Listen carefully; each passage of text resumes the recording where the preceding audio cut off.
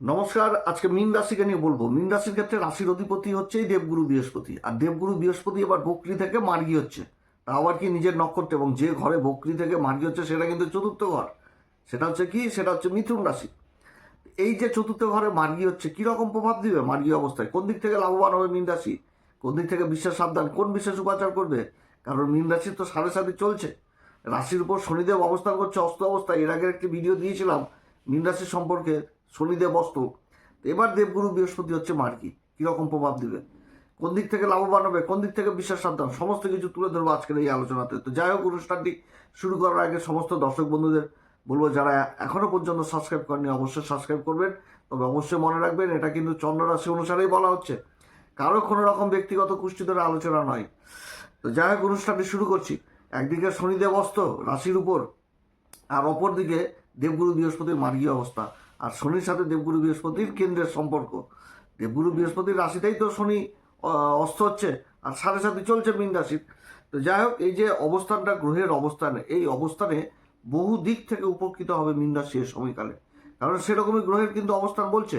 রাশির অধিপতি বকরি থেকে মার্গী হচ্ছে, এবং যে অবস্থায় মার্গী হচ্ছে এখানটাতে শুধু মীন রাশিকে বুঝতে হবে যে দেবগুরু বৃহস্পতির যে প্রভাব কিসের কারক, এবং দেবগুরু বৃহস্পতি কোথায় কোথায় দৃষ্টি দিচ্ছে, তার কি প্রভাব রয়েছে সেই ঘরগুলোর উপর, এবং যে নক্ষত্র অবস্থান করছে সেই নক্ষত্রের কি প্রভাব।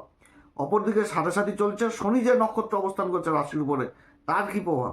এগুলো বুঝতে পারলেই মীন রাশি যথেষ্ট এগিয়ে যেতে পারবে এই সাড়ে সাতির মধ্যে, এবং ভালো দিকটাকে নিজের দিকে নিয়ে আসতে পারবে। তো দেবগুরু বৃহস্পতি মানে কি, দেবগুরু বৃহস্পতি হচ্ছে অসীম জ্ঞানের ভান্ডার। একদিকে দেবগুরু বৃহস্পতির এই অবস্থান, আবার রাশির উপর শুক্র শনির জ্যোতি। শুক্র তো গুরু, দৈত্যগুরু শুক্রদেব, শুক্রদেবের হাতেও তো রয়েছে অসীম পাওয়ার, অসীম ক্ষমতা, সঞ্জীবনীর মতন মন্ত্র।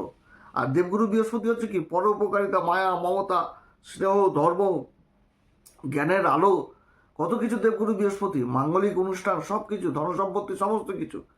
তো গুরু রাশির অধিপতির মার্গী হয়ে যাওয়া মানে একটা বিশাল অবস্থান, এবং যে ঘরটাতে দেবগুরু বৃহস্পতি মার্গী হচ্ছে সেটাও কিন্তু চতুর্থ ঘর।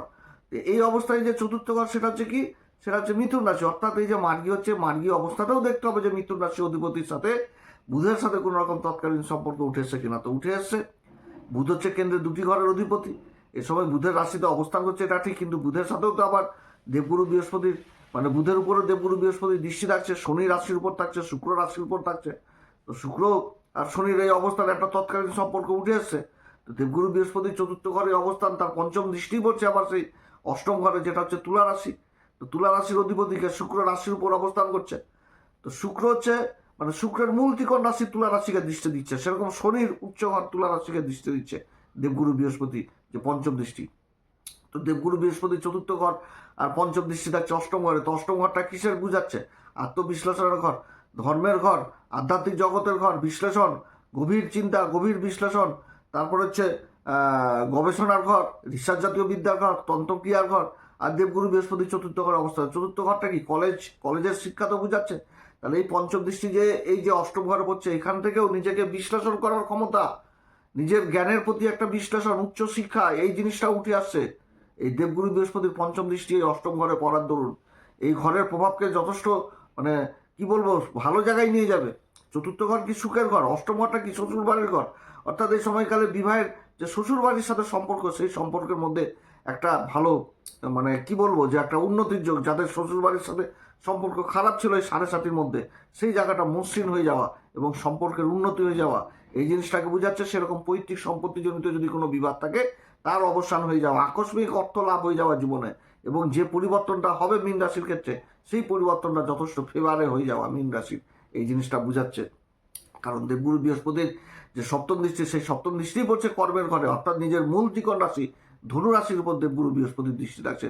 সেরকম রাশির উপরে যে শনি অবস্থান করছে, শনির দৃষ্টি দশম দৃষ্টি থাকছে সেই কর্মের ঘর ধনু রাশির উপর। অর্থাৎ সাড়ে সাতির এখন আর কোনো প্রভাব এই সময়কালে কিন্তু থাকছে না দেবগুরু দৃষ্টি এই কর্মের ঘরে পড়ার দরুন। তো কর্মের ঘরে গুরুর দৃষ্টি, তো সন্তানের কর্মক্ষেত্রের উন্নতি, সন্তান যে কর্ম করবে সেই কর্মে বিশেষ উন্নতি, কিংবা সরকারি বেসরকারি কর্মক্ষেত্রের সাথে যারা যুক্ত রয়েছেন সেই কর্মের উন্নতি, শনিজাত দ্রব্যের কাজের সাথে যারা বিগত দিন ধরে জড়িত ছিলেন সেই সমস্ত কাজের দিক থেকে উন্নতি, দেবগুরু সম্পর্কিত কাজের সাথে যারা যুক্ত রয়েছেন সেই সমস্ত কাজে উন্নতি, যেমন সোনা, চাঁদি, পিতল, তারপরে কাঁসা, ব্রোঞ্জ, এই সমস্ত কাজে উন্নতি। আর ওদিকে শনি জাতব্য লোহা, তারপরে কনস্ট্রাকশনের কাজ, শনি শুক্রের জুতি অলংকারের কাজ, তারপরে বিভিন্ন রকম স্ত্রীবর্গীয় কাজ, কসমেটিক থেকে আরম্ভ করে কাপড়, রেডিমেড গার্মেন্ট, সমস্ত দিক থেকে উন্নতি। দেবগুরু বৃহস্পতি চতুর্থ ঘরে মার্গী হয়ে যাওয়া মানে খাওয়া দাওয়ার কাজের সাথে যারা যুক্ত রয়েছেন সেই কাজ থেকে বিশেষভাবে সফলতা পেয়ে যাওয়া, অর্থাৎ কর্মের ঘরকে নিজের মূল ত্রিকোণ রাশিকে দেখছে দেবগুরু বৃহস্পতি। অর্থাৎ মীন রাশির জাতক জাতিকাদের কর্মক্ষেত্রে বিশেষ উন্নতি।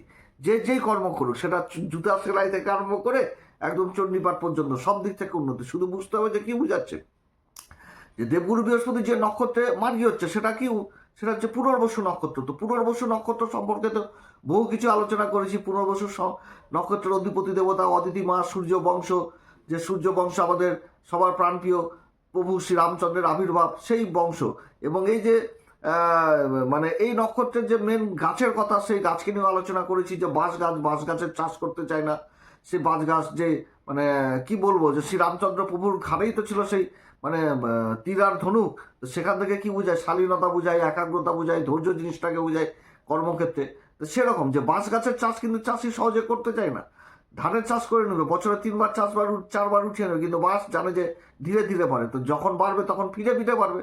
এখন মার্গী হচ্ছে, অর্থাৎ কর্মক্ষেত্রে বিশেষ উন্নতির যোগ, এমন প্রমোশন, এমন উন্নতির যোগ বা কর্ম লাভ হয়ে যাওয়া, বা এমন কিছু একটা জীবনে ঘটে যাওয়া কর্মক্ষেত্রে যে আশেপাশের মানে সেই কর্মকেও ছোট মনে হবে। এরকম যে সমাজে কর্মের দ্বারা মান সম্মান পদ প্রতিষ্ঠা এমন বৃদ্ধি পাবে যে তখন কিন্তু সমাজের আশেপাশের লোকদের থেকে একটু এগিয়ে যাওয়া, যে যাতে কিন্তু ঈর্ষারও শিকার হওয়া, হিংসারও শিকার হওয়া, এটাও কিন্তু, কারণ বাঁশ গাছ যখন বেড়ে যায় তখন আশেপাশের গাছগুলোকে কিন্তু ছোটই মনে হয়।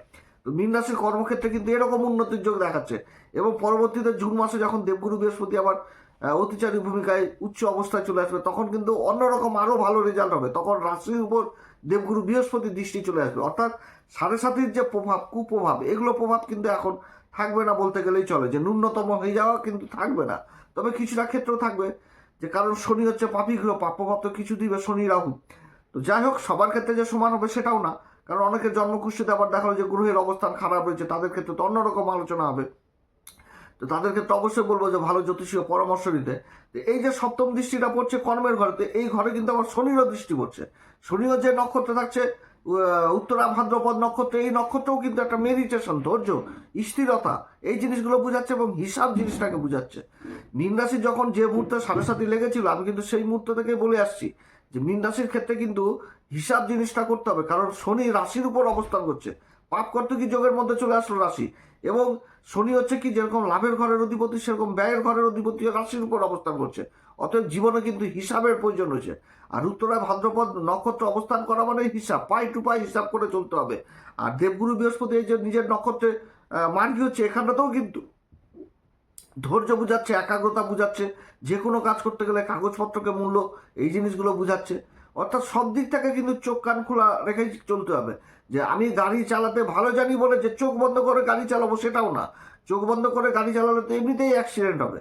অতএব এই দিকগুলো কিন্তু সজাগ হয়ে চলতে হবে মীন রাশিকে, যে কাউকে বিশ্বাস করা যাবে না, নিজের কাজের ক্ষেত্রে নিজেকেই করতে হবে এবং দায়িত্ব নিয়ে করতে হবে। যে কাজটা হাতে নেব সেই কাজটাকে পূর্ণ করতে হবে, কারণ কর্মের ঘরে দেবগুরু বৃহস্পতির দৃষ্টি থাকছে এবং নবম দৃষ্টিটা থাকছে সেই দ্বাদশ ঘরে। যে দ্বাদশ ঘরে দেবগুরু বৃহস্পতির মানে বিশেষ কৃপা, নবম দৃষ্টি থাকে, অর্থাৎ এমন কাজ করতে হবে যেটা সম্পূর্ণভাবে শেষ করতে হবে, তাহলেই কিন্তু লাভের মুখ দেখা যাবে। কারণ দেবগুরু বৃহস্পতির নবম দৃষ্টি পড়ছে ব্যয়ের ঘরে, অর্থাৎ সেই জিনিসগুলো যদি না মেনটেন হয় তাহলে কিন্তু কর্মের ব্যয় হয়ে যাবে, অর্থাৎ কর্মক্ষেত্রে নিজের মান সম্মান এগুলো কিন্তু যাবে। অতএব এদিক থেকে সাবধান। হ্যাঁ, যদি কর্মক্ষেত্রে সম্পূর্ণ দায়িত্ব নিয়ে কাজ করে তাহলে মান সম্মান প্রচণ্ড বৃদ্ধি পাবে। তবে নবম দৃষ্টিতে বিশেষ কৃপা থাকে এবং গুরুর যে প্রভাব, সেই প্রভাব কিন্তু যে ত্রিকোণটা তৈরি হয়েছে, এটা কিন্তু হয়ে গেছে একদম মোক্ষ ত্রিকোণ। অর্থাৎ এই সময়কালে রাশি নিজের উপর বিশ্লেষণ ক্ষমতা, অর্থাৎ মীন রাশির জাতক জাতিকারা এই সময় বিশেষভাবে ধর্মের গুণ, ধর্মপথে চলা, সত্য পথে চলা, সত্যকে মেনে নেওয়া, নিজেকে বিশ্লেষণ করা, ঈশ্বরের প্রতি একটা অটুট বিশ্বাস, এগুলোও জিনিস হবে। এবং তার সাথে হবে কি, ভ্রমণজনিত বহু রকম কাজ, যারা ট্যুর অ্যান্ড ট্রাভেলিংয়ের কাজের সাথে যুক্ত রয়েছেন সেই কাজগুলো হবে। যারা কোর্ট কেস মোকদ্দমায় দীর্ঘদিন ধরে পড়েছিলেন সেখান থেকে একটা সুরাহা পেয়ে যাওয়া, যারা বিদেশে যাওয়ার চেষ্টা করছেন নিজের শিক্ষাকে প্রসারিত করার জন্য, সেই জায়গায় একটা ভালো দৃষ্টি দেখাচ্ছে। কিংবা যারা ইম্পোর্ট এক্সপোর্টের কাজের সাথে বা বিদেশি সংক্রান্ত কাজের সাথে যুক্ত রয়েছেন সেইখানটাতে একটা বিশেষ উন্নতির যোগ দেখাচ্ছে। অর্থাৎ মীন রাশির ক্ষেত্রে দেবগুরু বৃহস্পতির এই যে মার্গী অবস্থা, এটা চারিদিক থেকে এক কথায় বলতে গেলে লাভ নিয়ে আসতে যাচ্ছে। কিন্তু যেও বললাম যে নক্ষত্রগুলোর কী কাজ, ধৈর্য, শালীনতা, একাগ্রতা, হিসাব, এগুলো অবশ্যই করতে হবে মীন রাশিকে। দায়িত্ব কিন্তু কারোর নেওয়া যাবে না, এটাও মনে রাখতে হবে।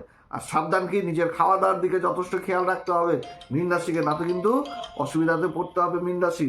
নিজের খাওয়া দাওয়ার দিকে অবশ্যই খেয়াল রাখতে হবে, যে মানে উল্টাপাল্টা খাওয়া দাওয়া খেলে কিন্তু গ্যাস্ট্রিক, অম্বল, এগুলো কিন্তু পেটজনিত সমস্যা মীন রাশির হওয়ার প্রবল সম্ভাবনা থাকবে মার্গী অবস্থায়।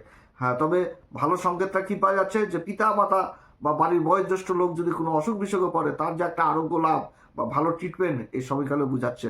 মায়ের সাপোর্ট পেয়ে যাওয়া, সেগুলোও কিন্তু বোঝাচ্ছে এই সময়কালে মীন রাশি। তো যাই হোক, অনেক কথা আলোচনা করলাম। এই সময়কালে আপনারা কোন উপাচার করবেন, এই সময়কালে অবশ্যই হনুমান চল্লিশা, বজরং বাণ, শ্রীরাম সীতার প্রণাম মন্ত্র সহকারে পাঠ করবেন, সূর্যদেবকে অর্ঘ্য দিবেন, এবং তার সাথে যে সমস্ত মন্দিরগুলোতে ভোগ রান্না হয় সেখানটাতে মিষ্টি কুমড়োর মতন খাবারের বস্তু এবং তার সাথে কেশরের টিকা অবশ্যই ব্যবহার করবেন। যারা গুরু দীক্ষা নেননি অবশ্যই গুরুর দীক্ষা নেবেন। এছাড়া যে সমস্ত ঘাটগুলোতে প্রতিবার নিরঞ্জন হয় সেই সমস্ত ঘাটগুলোতে অবশ্যই স্নান করবেন, যদি গঙ্গা স্নান না করতে পারেন। দেখবেন চমৎকারই ভালো ফল পাবে মীন রাশি। 7.5 কোন দিক দিয়ে যাচ্ছে এখন কিচ্ছু বোঝা যাবে না, শুধু উন্নতির জায়গাগুলো যথেষ্ট উঠে আসবে মীন রাশি। তো যাই হোক, আপনারা সবাই ভালো থাকেন। যদি ভিডিওটি ভালো লাগে তাহলে অবশ্যই লাইক, শেয়ার করবেন, তার সাথে সাবস্ক্রাইব করবেন। নমস্কার, ধন্যবাদ।